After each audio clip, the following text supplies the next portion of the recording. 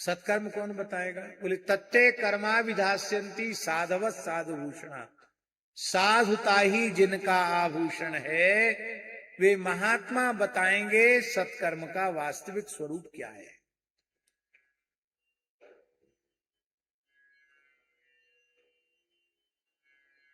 नारद जी वेद वेदांत सुना रहे थे, उपनिषद सुना रहे थे, गीता सुना रहे थे, ये सत्कर्म ही तो था। पर आकाशवाणी ने ये क्यों कहा? इसका तात्पर्य क्या है? बहुत ध्यान से सुने। इसका एक ही तात्पर्य है कि आपने, स्वामी जी, आपने अपने मन से, अपनी बुद्धि से जिस साधन को सत्कर्म के रूप में सुनिश्चित किया है, वो सत्कर्म नहीं है। आपसे ज्येष्ठ श्रेष्ठ पूज्य पुरुषों ने, सदगुरुदेव ने, संतों ने कृपा करके जो कह दिया कि ये तुम्हारे लिए उत्तम है, साधक के लिए वही सत्कर्म है।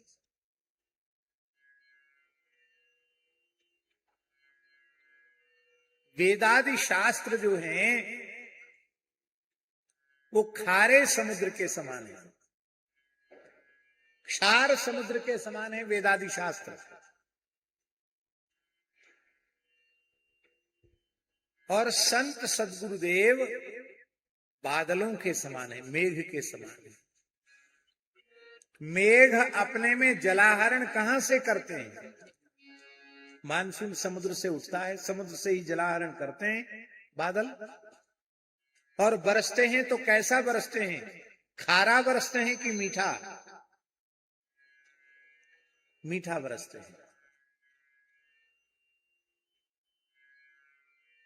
और जैसा समुद्र में जल है, वैसा का वैसा जल मेघ अपने में आहरण करने लग जाएं और बरसाने लग जाएं, तो बिना प्रलय के प्रलय हो जाएगा। नमक के पानी से सारे पेड़ जल जाएंगे, सारी धरती जल जाएगी, फसल जल जाएगी, सारे मकान गल जाएंगे, कहीं कुछ नहीं रह जाएगा।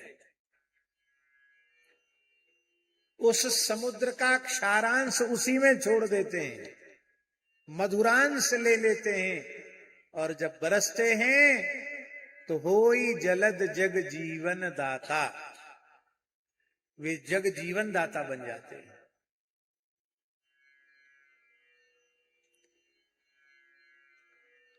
स्वामी जी, जब से नेट पर सब पुस्तकें उपलब्ध हो गई और लोग ज्यादा पढ़ लिख गए, तब से शास्त्रों के प्रति हीन भावना, उनके प्रति श्रद्धा, उनके प्रति विश्वास, उनके प्रति प्रेम, उनके प्रति समर्पण, उनके प्रति श्रद्धा, उसमें बहुत कमी आ गई। आप मांस भक्षण का निषेध करिए, देखिए तमाम लोग कहेंगे अमुक पुराण में मांस खाने की बात लिखी है, अमुक पुराण में मांस खाने की लिखी है। कितने दुर्विनीत दुष्ट हृदय तो ऐसे भाग्यहीन हैं जो गोमांस तक खाने का समर्थन करने लग जाते हैं, प्रमाण ग्रंथों का देते हैं, अमुक पुस्तक में लिखा, अमुक पुस्तक में लिखा।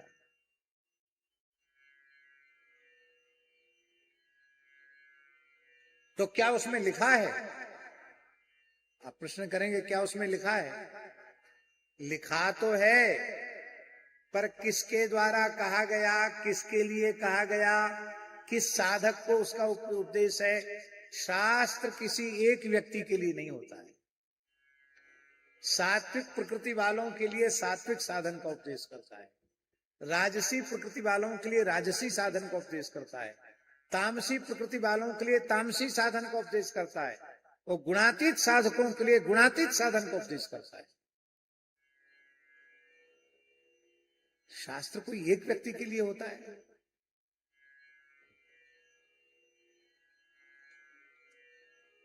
फिर उस प्रकरण में उसका क्या अर्थ है? शब्दों के अनेक अर्थ होते हैं, तो ऐसे शब्द ही क्यों डाले गए शास्त्रों में? परोक्ष प्रिया ही देवा, देवता परोक्ष प्रिय होते हैं। प्रत्यक्ष में अर्थ उसका कुछ दूसरा निकलता है, पर जो प्रत्यक्ष में अर्थ है वो नहीं है।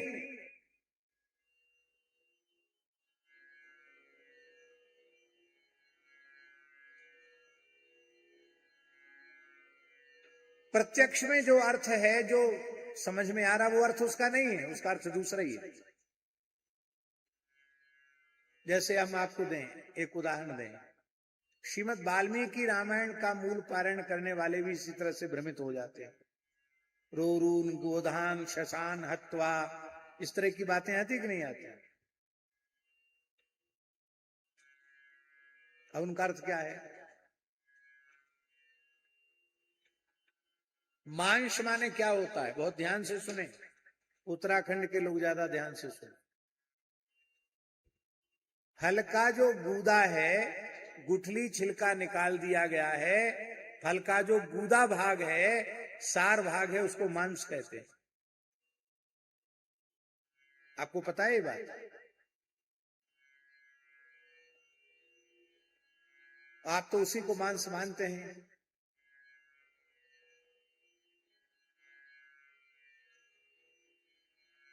शशकंद, वाराही कंद, विदारी कंद, उनका किसी का नाम, शशकंद का नाम शशान, शशकान, रोधान, मृगान, ये सब वन के कंदों के नाम है।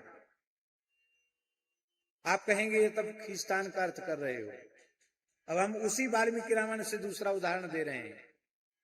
भगवान श्री राम को जब ये पता चला कि मेरे पूज्य पिता राजर्षि चक्रवर्ती महाराज दशरथ दिवंगत हो गए, तब राघव प्रयाग में चित्रकूट में भगवान श्री राम ने अपने पूज्य पिता के लिए श्राद्ध किया, पिंडदान किया, जलदान किया। और भगवान अपना पिंडदान आदि कृत्य करके संपन्न करके भगवान अपने आश्रम पर लौट आए। पीछे से गुरुदेव वशिष्ठ जी के साथ राजमाताएं और गुरु माता अरुंधति वहां से निकली, तो वहां श्राद्ध का विस्तार हो रहा था। उसको देख करके माताएं रोने लगी और उन्होंने कहा, यदन्नः पुरुषो भवति तदन्नास्तस्य देवता। व्यक्ति जिस प्रकार का आहार करने वाला होता है, उसी प्रकार के आहार की परिकल्पना अपने देवता के निमित्त करता है। भगवान श्री राम वनवासी हैं, वे अन्न ग्रहण नहीं करते हैं, वे केवल कंदमूल फल ही आहार के रूप में लेते हैं। इसलिए इन्होंने ये कंदमूल फल, ये पिण्याक के चूर्ण से ही इन्होंने ये आज अपने पिता को पिंड दिया है। और रोते हुए माताएं कह रही हैं कि आपने ये कड़ुए कसेले बन के फल कहाँ खाए होंगे, आपने तो उत्तम राजभोगों को भोगा है। तो हम आपसे पूछ रहे हैं, जो भगवान श्री राम अपने पिता के श्राद्ध में भी कंदमूल फल का प्रयोग करते हैं, वे अपने आहार के लिए वन में जाकर पशुओं को, खरगोशों को, पशुओं को मार करके इनका मांस खाएंगे? इसलिए पुराणों को, शास्त्रों को स्वयं पढ़ने की विधि नहीं है, अधिकारी वक्ता के मुख से श्रवण करने की विधि। किसी ग्रंथ को गुरुमुख क्यों किया जाता है? क्यों किया जाता है गुरुमुख? इसीलिए किया जाता है, कथा में जो प्रसंग सभी साधक जगत के परम कल्याण के लिए होते हैं, उनका ही व्याख्यान किया जाता है। जिन प्रसंगों को बहुत विस्तृत करने की आवश्यकता नहीं है, उनको नहीं किया जाता। हमारे वृंदावन के एक बहुत बड़े विद्वान हैं भागवत के, पंडित श्री बसंत शास्त्री जी। पिताजी जानते हैं उनको, जमुना मंदिर में कुछ समय भागवत पढ़ाई हुई है। श्री बसंत शास्त्री जी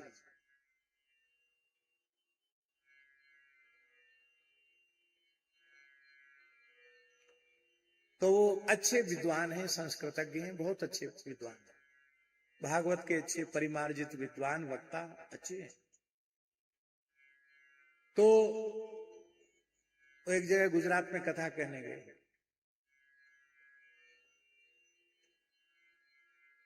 और संभवतः डोंगरी जी थे या कृष्ण श्री पूज्य श्री कृष्ण शंकर शास्त्री जी, दादाजी से हमें विस्मृति हो रही है। तो ये कथा कह रहे थे बसंत शास्त्री जी। तो पंचम स्कंद में जो अग्निध्र के सामने ब्रह्मा जी की भेजी हुई अप्सरा आई है, उस अप्सरा का साहित्यिक वर्णन करने लगे। तो जो आचार्य सुन रहे थे, उन्होंने बाद में धीरे से कान पकड़ के कहा, कान पकड़ो, पंडित कान पकड़ो, ये इसलिए है कि तुम व्यासपीठ पर बैठ करके इस तरह का साहित्यिक वर्णन करो। अरे भाई, सुखदेव जी ने कहा है आप कहो अप्सरा आई और उन्होंने वेदग्धी भाषा में कुछ बात की, बस इतना कर सकते हो। इस प्रसंग के व्याख्यान की क्या आवश्यकता पड़ रही है? क्योंकि इस प्रसंग का साधक जगत के कल्याण से कोई लेना देना नहीं है, तो ऐसी चर्चा की आवश्यकता क्या है? ये किसका विवेक होगा? ये वक्ता का विवेक होगा। इसलिए जे गावहीं यह चरित संहारे, ते यही ताल चतुर रखवारे। इसलिए जैसे तैसे के मुख से नहीं सुनना, अधिकारी वक्ता के मुंह से सुनना।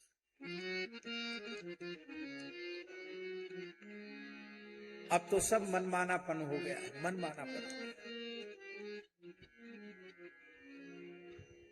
बहुत दुख की बात। हम इस प्रसंग में बोल रहे थे कि मेघ, संत मेघ हैं और वेदादि शास्त्र खारे समुद्र के समान है। तो जितना अंश जीव के परम कल्याण के लिए उपयुक्त होता है, उतने ही अंश को वो उपदेश के रूप में, उपदेशामृत के रूप में उसकी वर्षा करते हैं।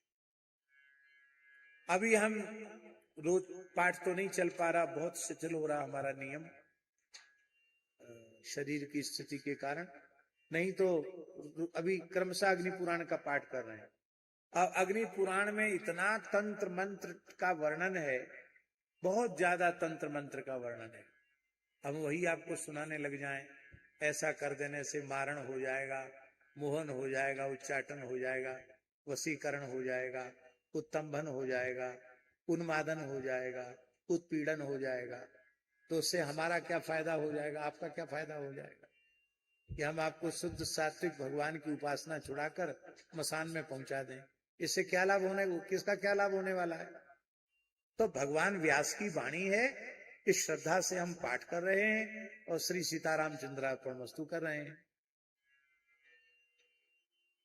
लेकिन जो बात, उसमें भी जो बात सबके कल्याण के लिए उपयुक्त होती है, उसको हम सुनाएंगे। इसीलिए व्यास जी को महाभारत और 17 पुराणों की रचना के बाद संतोष नहीं आया कि हमने कुछ ऐसी बातें भी लिख दी हैं कि उनको ही लोग ग्रहण करेंगे। इनको तो केवल विशुद्ध कल्याण की बात बताने वाला शास्त्र चाहिए, और वह विशुद्ध रूप से कल्याण के मार्ग को निर्देशित करने वाला शास्त्र श्रीमद् भागवत शास्त्र। तो अपने मन से निश्चय मत करो साधन का, अपने गुरुजन जो कह दें, सत्पुरुष जो कह दें, उनके अनुसार अपने जीवन को ढालो। जब तक स्वामी जी, जब तक गुरुजनों की आज्ञा नहीं हुई है, तब तक आप तर्क वितर्क कर सकते हैं। समर्थ संत की, सदगुरु की आज्ञा हो गई, वहां तर्क को दूर रख दो, वहां बात को ज्यों की त्यों मान लो, बस उसी में काम बन जाए।